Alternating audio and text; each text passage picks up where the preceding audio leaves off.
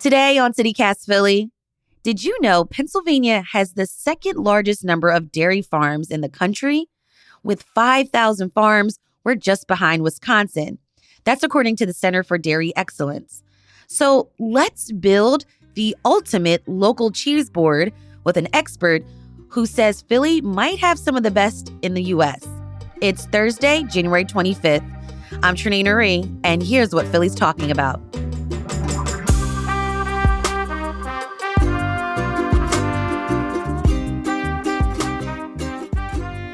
Tanaya Darlington, you're the cheese curator at Tria, which is a cheese-centric wine bar with 2 locations in Center City. You're also the author of 2 books, DeBruno Brothers' House of Cheese and Madame Fromage's Adventures in Cheese, and you're a writing professor at St. Joe's University. Is it safe to say that you've tasted just about every cheese in the city? Oh, that's such a good question. I thought you were going to ask in the United States or in the world. But I would say in the city, well, I've probably come really close. Yes, I would say so. Okay, what's your favorite local cheese? Favorite local cheese? I'll have to say it's one of the first cheeses that I was introduced to here in Philadelphia. It's called Birch Run Blue, and it's made by a woman named Sue Miller. She's out in Chester County, and she was the first person who ever invited me into her creamery to watch cheese being made. I also love blue cheese, and I think hers is just on the national level. It's spectacular. Oh, I like this because I'm also a blue cheese girl, but I like to eat it. I like to eat it with chicken wings. So, oh, hey, I'm with you. That sounds fantastic. So you've lived in Wisconsin before, which is known as the cheese capital of the country. What makes Philly a top cheese city? Here's why I think it's a dairy destination, Trenae. We have, I would say, probably more cheese shops than most major cities in America. And in Philly, we have this, I think, kind of a plethora of cheese shops, plus a lot of surrounding farms that come into the farmers markets and make local cheese available to people here. And I would say the cheesemakers are really active in the city, working with chefs, working with restaurants. And that makes, I think, just this wonderful connection between kind of the city and country. And there's a few other things. There's some really cool people who live here in the cheese world. For example, there's a guy named Mike Gino who paints cheese. He's painted at least one cheese from every state in the United States. And people come in from all over to visit his studio. And there's also a city creamery in the Kensington neighborhood. There's a creamery called Perry Stead Dairy that's been around a few years now. And I think that makes us one of the only cities where you can actually, in an urban environment, see cheese being made and buy cheese that's made right here within the city limits. Okay, great. What's Philly's signature cheese? What's our signature cheese? This is so funny you would ask because I've just spent a lot of time in Belgium and France where everyone says, "You're from Philly? Philadelphia cream cheese." So I think we are known as a Philadelphia cream cheese city. But New York actually invented Philadelphia cream cheese. I don't know about that. You might have some deeper intel on that than I do. But the funny thing is that you can get Philly cream cheese now in Europe, and Europeans are very into it. For better or worse, they know that is like our American cheese brand. You also have the cheesesteak here, which is popular with provolone being an Italian cheese. And I think of Philadelphia being like heavily influenced by Italian cuisine. So in some ways, provolone feels like the city cheese to me. Now, let's get some of your recommendations for artisan-style cheeses that are local to Philly. If we want to build the ultimate cheese board, what are we going to add? Well, if you wanted to start with a soft cheese, you could begin with a local labne, which is like a strained yogurt cheese. And that's made by Marion Park Creamery over in Lower Marion. And they call it Lovna. I think that's a really nice way to start. This is a spreadable soft cheese, a little bit tart. It's great on a cheese board for, dipping some crudité or smearing on a cracker. Then I would take you over to the West Philly Farmers Market on a Saturday, where you could meet the team at Valley Milk House. They make beautiful cheeses. All of them are named after weeds. They're located out in Ole Valley. And they make a beautiful cheese called witchgrass that I love. What does that taste like? Well, it looks a little bit like a thick cheesecake, almost like a thick brie, but it's covered with this silver rind because it's coated with ash.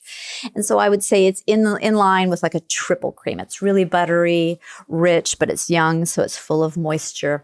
It's wonderful with any sort of berry jam or stone fruit jam. Then we've got some delicious cheddars, like Conabella Farm does some delicious cheddar, so you could do something local there. And then I would definitely pull in Bertrand Hills Farm, who I mentioned. That cheesemaker makes a delicious cheese called Fat Cat. It's a little bit funky, so that would be a nice third cheese. And I'd also follow up with her blue cheese, known as Bertrand Blue. So that's just kind of the tip of what's here. There's certainly other things. If I was going to throw in another cheese, I would add Tree Hug from Perrystead Dairy. That's a gooey, little, very strong, fudgy cheese that is wrapped in bark. Interesting. Okay. There's more to this cheese conversation after the break. This is CityCast Philly.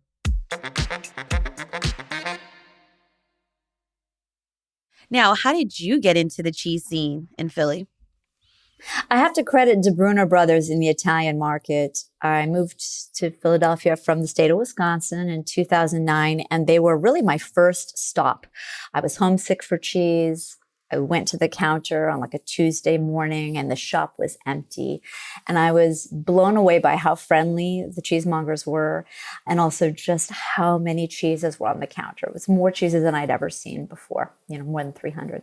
And so I decided to start a blog about it called Madame Fromage to eat my way through the entire shop. So that's really how it started. I love a project. All right. So you ate your way through DeBruno Brothers cheeses. What were some of your standouts from this particular company? Oh, well, they introduced me to real French Roquefort. I know you love blue cheese as well. Yeah. And I'd always grown up on Roquefort crumbles. I'd never had a real French Roquefort like cut from the wheel. When I tasted that cheese, it had like the flavor of like minerals up front. And then I got this like wonderful flavor of sea salt and even like oysters. But then when you swallowed, there was this interesting vegetal taste, almost like creamed spinach. I'd never sat and really tasted cheese before. And the cheesemongers at DeBruno Brothers literally stood behind the counter and walked me through all these flavors that were unfolding.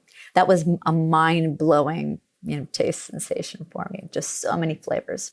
And then I learned a little bit from the cheesemongers about the history of Roquefort. It was really, really fascinating. So I became a big fan of that. Taleggio has become one of my favorite cheeses, which is a funky Italian cheese. I kind of think of it as the focaccia of the cheese world. It's just delicious with everything, especially charcuterie. And that's become a real go-to. And I credit DeBruno Brothers for, interesting me in their Italian cheese selection. That's nice. Other than DeBruno Brothers, where else in the city can I buy or try artisan cheese? There's Downtown Cheese in Reading Terminal Market. It's in the center of the market. And they have a really lovely selection, and they focus on French cheeses. So if I'm looking for Italian cheese, I might go to DeBruno Brothers. If I'm looking for French cheese, I might stop into Downtown Cheese. Also, I live over in Germantown, the Weaver's Way Co-op. A couple of co-ops have a really great selection of local cheeses and some artisan cheeses. At Tria, where I curate boards, we have a great selection of artisan cheeses. I do a PA playlist board so you can taste local cheeses. I think that's so important to know what your cheeses are locally if you're a cheese lover. Tallulah's Garden, the restaurant on Washington Square, has beautiful boards. There's also a company in West Philly called Third Wheel Cheese, which is a distributor of local cheeses. And they also have a kind of a retail spot inside, so you can pick up cheese there. And then, like I mentioned, the farmers markets, West Philly on Saturday and Head House on Sundays. That's a great place to actually meet cheesemakers and buy directly from them. Now, there's no secret that inflation has impacted many of us, like we see it in the increased prices at the grocery store. Are there places where we can get affordable cheese? I think probably the farmers markets are a pretty good way to go. Again, you're buying directly from the maker, so it puts money in their pocket. And I will tell you, nobody goes into cheese making to become a millionaire. So I always advocate for buying directly when possible. Otherwise, places like Weaver's Way Co-op, for example, and I think DeBruno Brothers too, will sometimes do these like very little pieces, like little ends, so that you can buy just a small piece of cheese for a couple of bucks and taste it. Also, just really encourage you to go to a cheese shop where you can taste the cheese in advance. That's one thing I do love about DeBruno Brothers, Downtown Cheese, the farmers markets. You can taste the cheese before you buy. So if you are going to spend, $15 on a cheese, you know how it tastes before you get it home.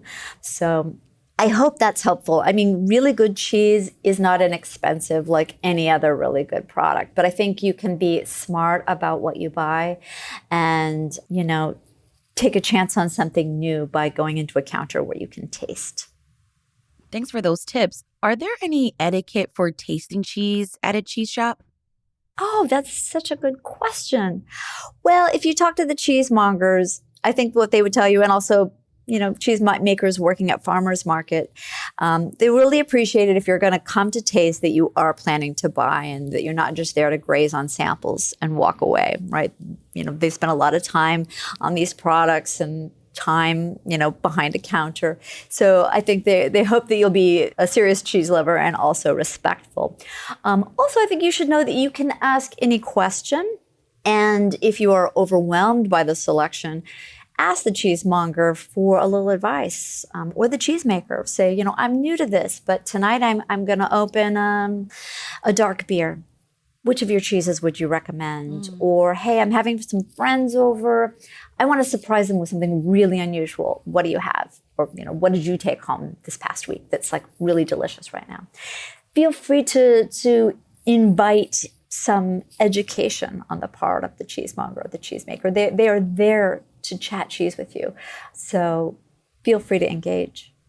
Now, I can't forget about the folks that, cheese may be a little harsh on their stomach. Is there any cheese for those who are lactose intolerant?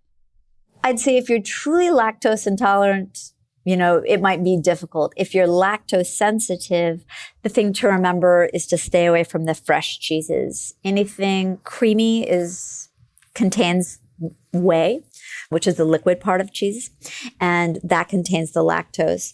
So you'll want to go more towards like your cheddars, your hard cheeses, things like that.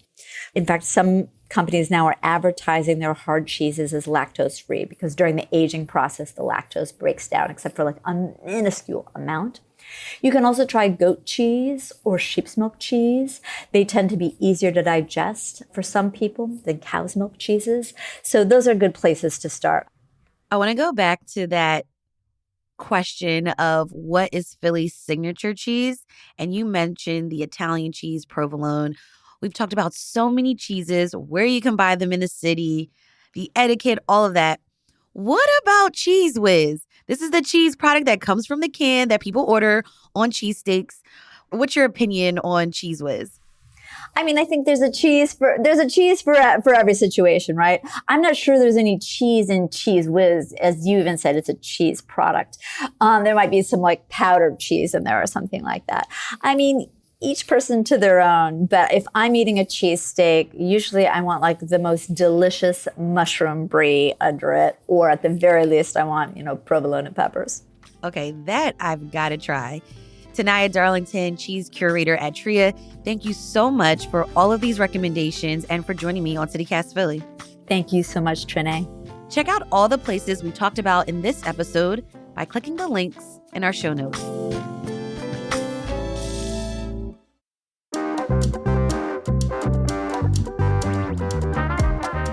That's all for today here on CityCast Philly. If you enjoyed this episode about Philly cheese, tell a friend, rate the show, leave us a review, and hit that subscribe button. Be sure to sign up for our morning newsletter, Hey Philly, to learn more about what else Philly's talking about. We'll be back tomorrow morning with the Friday News Roundup. Bye.